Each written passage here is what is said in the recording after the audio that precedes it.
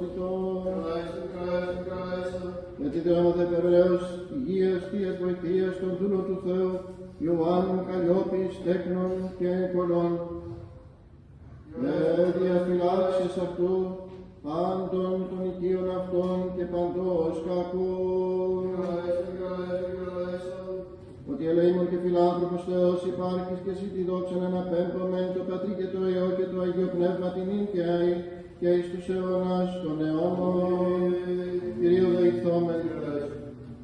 Κύριε Ιησού Χριστέ, ο θράνιος άптος, ο της βρώσεως, της μενούσης εις αιώνα πλουσιοπάρχος χορηγός, ο δοτή των αγαθών, ο δε υγείο τροφή αγιόρκητων πηγάσας, η ελπίς των απελπισμένων, η βοήθεια των αβοηθήτων και σωτηρία των ψυχών ημών, ευλόγησον τα δώρα ταύτα και τους ταύτα σύ προσκομίσαντας εις δόξα σύν και τιμή του Αγίου Εδόξου μεγαλομάτερος Φανουρίου.